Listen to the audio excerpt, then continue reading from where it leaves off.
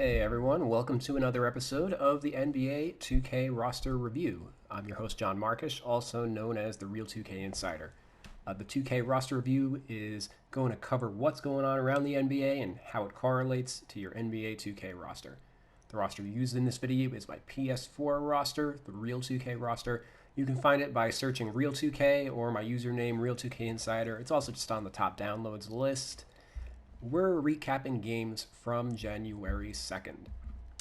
There were 6 games on the docket. So the Rockets beat the Kings 102-94. The Knicks beat the Pacers 106-102. The Thunder beat the Magic 108-99. The Sixers beat the Hornets 127-112. The Cavaliers beat the Hawks 96-91. And the Pelicans beat the Raptors 120-116. So, starting off with the Sixers, Ben Simmons, he triple-doubled in this game. He had 15 points, 12 rebounds, and 11 assists. And Tobias Harris, he had 24 points, 9 rebounds, 6 assists, 4 steals, 3 blocks, shot 9 of 14 from the field, and was 4 of 7 on threes. So, Harris is quietly having the best season of his career so far. And lines like this are why the team gave him a massive contract in the first place. He's averaging 19 points, which is down a point from last year, but his shooting line is a ridiculous 50, 48, and 92. So him playing small forward last year was a mistake. He's better as a small ball 4 in today's NBA. I'm not ready to boost his rating yet, but maybe in the next 2 games or so if this continues. So Sixers in general are playing very well on the year. They are 5-1, and they were the laughingstock of the Eastern Conference just a season ago. So a lot of their players should be trickling on upwards. Going over to the Cleveland Cavaliers, who they're in a completely different place than they were a year ago. Also, they are 4-2. Nobody was really seeing that coming, and the Cavs are second in the league defensively after ranking 29th last year, which is a full turnaround. Like, I don't think I've ever seen a turnaround that good, so I'd be really interested to see if how legit that is as we get deeper into the year. Many players will have their defensive ratings move up if that continues, notably the young guards who were historically bad last year. But offensively, they're still producing. We know that much. Sexton, he had 27 points on 10 of 18 shooting. Darius Garland struggled in this game, but he also may have had his hands full guarding Trae Young. And JaVale McGee has quietly been a really good, really positive addition to this team. He had 14 points, 9 rebounds, 4 assists, was 6 for 11 from the field in 25 minutes. And he's having a solid year overall, averaging 11 points in only 18 minutes. So going over to the Hawks, who lost to the Cavs.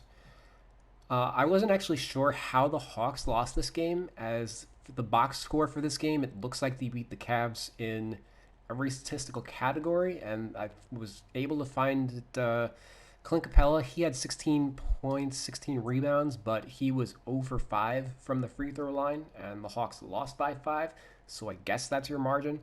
As a team, they were 10 for 19 from the line, and they also had 20 turnovers, so they didn't play their cleanest game, and they probably would have won otherwise. Trae Young had 6 of those turnovers, and he shot 6 of 16 from the field. He was also an uncharacteristic 2 of 4 from the line, so he might be a little bit tired from racking up so many minutes in a short amount of time. And it is worth noting that this was a back-to-back for the Hawks, so I think we're just chalking this performance up to fatigue. And one extra bit of news is the Hawks are going to be reevaluating Gallinari in 2 weeks. His ankle sprain, so he's out at least 2 weeks. Probably, my guess is like 3, as when teams say that they're going to be reevaluating, it doesn't mean that they're coming back right away. It means they're going to find out when they're coming back. So he's going to be out for a little bit, and it's a little disappointing because he has been injury prone throughout his career, and obviously the Hawks are trying to make big moves this year, but they're playing well without him, so hopefully they don't slip too much in the standings without him. So going over to the Hornets, who they are slipping in the standings a little bit as they fall to 2-4. But Terry Rozier, he had 35 points, 12 of 18 from the field, 7-11 on threes. He bounced back from a 1 for 11 performance in his last game. Devontae Graham did the exact opposite of bouncing back. He replicated his performance in the last game. He had 4 points on 1 of 10 shooting, 1 of 6 on threes. That's his exact shooting line from the previous game. He's shooting 25% and 25% from the field overall, and 27% on threes. He's averaging 9 points a game on 12 shots. That's unheard of bad at the NBA level. I just don't know how much longer he can keep playing heavy minutes like this. It's one thing to be loyal to your players, but I mean, they also need to perform. The Hornets are not talented enough to be giving away games if they want to make the playoffs, which they should be if they just gave Gordon Hayward a max contract. Lonzo Ball, he continued to play well, had 13 points, 5 assists, 4 steals, shot 4 of 12 from the field, but he played 30 minutes. And the Hornets should, at the very least, be starting him against Ben Simmons. They play the Sixers, rather than just running lineups out on autopilot. It does not surprise me one bit that Devontae Graham wasn't able to score against Ben Simmons. Go freaking figure, right? Why didn't they play the 6'8 guy against the 6'10 guy? I don't know. That's just me. But going over to the Kings, they were also struggling a little bit. They started off hot, but they're down to 3-3. De'Aaron Fox, he had 23 points, 8 of 19 from the field, 7 of 10 from the line. Solid game. Tyrese Halliburton got some news that he's going to be reevaluated in a week with the bone bruise in his wrist. Same wrist he fractured in college, so he's out at least a week, maybe 2. And Kyle Guy, he played a couple minutes at shooting guard, but I don't think he's a legit option. It's just probably more likely that Corey Joseph plays starter minutes, and GR3 is going to pick up any small forward minutes that were otherwise going to go to the 3-guard alignment of Fox, Hield, and Halliburton. So moving on over to the Knicks, who they are 3-3, which I think is their best start in years. RJ Barrett, he had 25 points, 8 of 15 from the field, 4 of 5 on threes, 5 rebounds, 3 assists, and only 1 turnover in 42 minutes. He has been either great or terrible this season. He has 51 points with 7 of 8 shooting on his threes in his good games.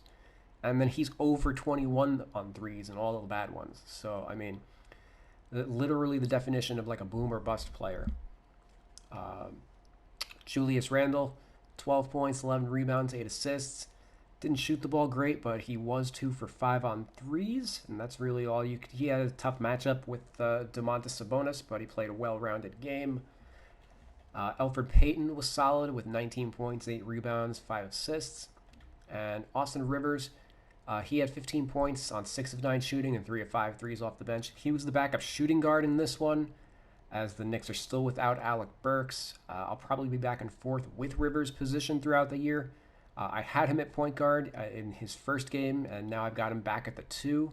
And the reason for that is the Emmanuel Quickley, he came back from injury, and he was the backup point guard in this game. He wasn't a point guard in college, as Kentucky started 3 point guards, but he considers that his natural position. So as a result, we're going to buff his pass ratings a bit to reflect his role. So let's see. Accuracy up a couple points. Pass IQ, vision. We're going to bump his shot IQ a little bit. His offensive consistency. And we're going to buff his intangibles because I'm effectively considering him the backup point guard for this team. And I like to... I basically assign my intangibles ratings off of team roles. So 80 for a starter, 70 for a role player in the rotation, 60 for a role player out of the rotation, and 50 for like somebody who's in the G League. And then 90 is... like an all-star guy, and 99s are for the Hall of Fame guys, and also 99s and 25s are for when you need to do extreme overall manipulation based on the whether or not the formula rates the player well, like stretch fours, for example, usually come in underrated, or stretch fives especially. And players that have high rebound ratings at center, for example, they usually need to get tanked. Like a Dwight Howard, for example, he's still going to rate very high if you rate his rebounding fairly. So that's how I choose to address the intangibles rating. That's basically my scale in a nutshell. And I noticed that 2K actually absorbed some of my principles in 2K21 rather than just assigning things haphazardly. So I think it's a good system. Going over to the Magic, they lost their second consecutive game, and they did so to a bad Thunder team. They were 4-0 to start the year, but that seems to be a little bit of an aberration. They're falling back down to earth. Terrence Ross was back and had 26 points off the bench, but Evan Fournier sat this one out. MCW and Dwayne Bacon, they combined to shoot 4 for 22, including 0 of 8 on threes. And it should say something when Markelle Fultz is the best perimeter shooter in your lineup.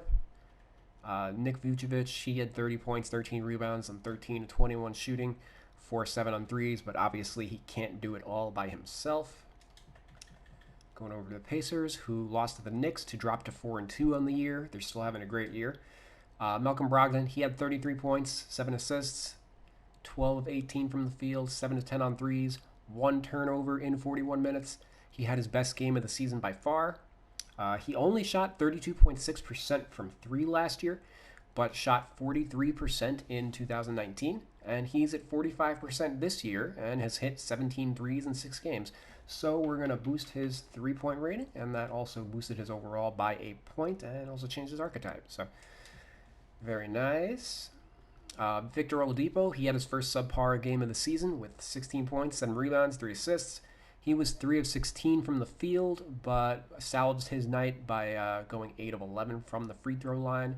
He was matched up with RJ Barrett at small forward, and given that small forwards in general are smaller than they've historically been, I think I'm going to actually just adjust his position for now, have him at small forward while TJ Warren is out, since TJ Warren's probably going to miss half the season. And they did go...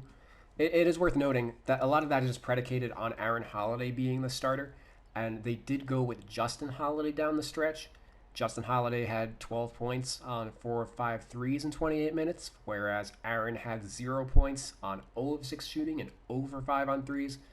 So it definitely wasn't Aaron's best outing, and if they decide to start Justin at some point, I'll be moving Oladipo back to shooting guard. But moving on to the Pelicans, no notes here, but just solid performances overall from them. They moved up to 4-2 by beating the Raptors. Brandon Ingram, he had 31 points, 6 rebounds, 4 assists. I think he's the best player on this team, so I'm probably going to get him rated above Zion in the near future. He was 8 for 17 from the field, 4 of 8 on threes, and 11 of 14 from the line. So that's a pretty Kevin Durant-esque line, if you ask me. Zion Williamson, he had 21 points, 7 rebounds, 7 of 12 from the field, 7 of 10 from the line, and he dominated Pascal Siakam, so it's not like he's playing bad or anything. Just I consider Ingram a shade better, probably a 90 to Zion's 89. And Eric Bledsoe, he had a very good game, 19 points, 10 assists, 4 of 6 on threes. He'd been kind of struggling in the last couple, so good to see him bounce back. A player that has been struggling and has not been able to bounce back, though, is Pascal Siakam. The Raptors dropped to 1-4. They are in trouble.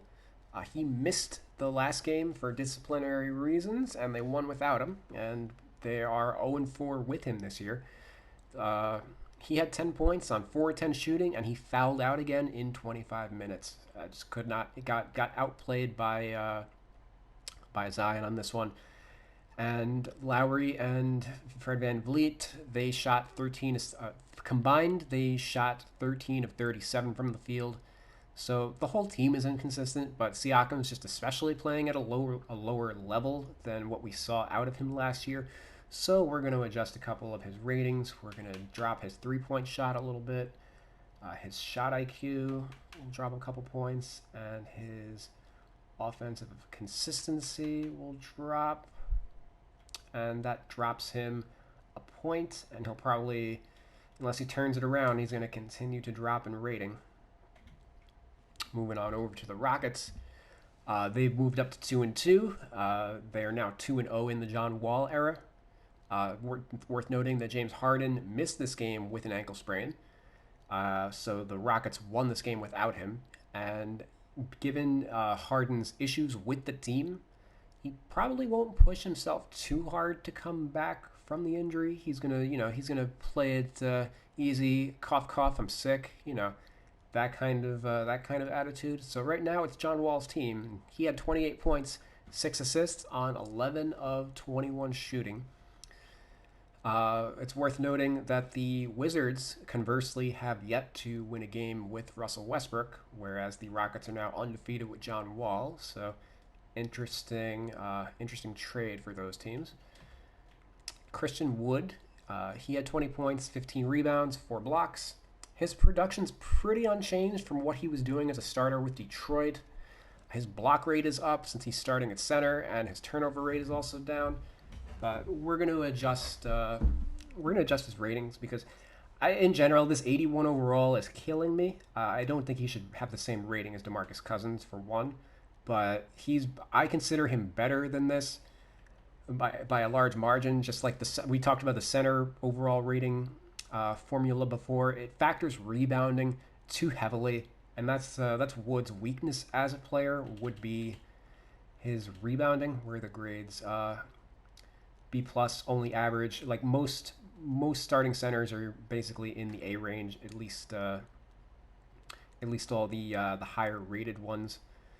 If we move his position to power forward, he goes up 3 points. So we want to find, we're going to deep dive on him a little bit to get him up, because it's clear that he's going to continue to play well. We'll buff his hands rating since, again, his turnover rate's down. The shot IQ can go up a little bit, and I did mention that his blocks are up since he's starting at center. So we're going to buff his block rating, but really couldn't find a ton of ratings to boost, really, because statistically he's the same. So we're going to move over to his badges. He only has 10 badges. No shooting badges, despite breaking out as a shooter last year, and not really many finishing badges either. So let's hop on in.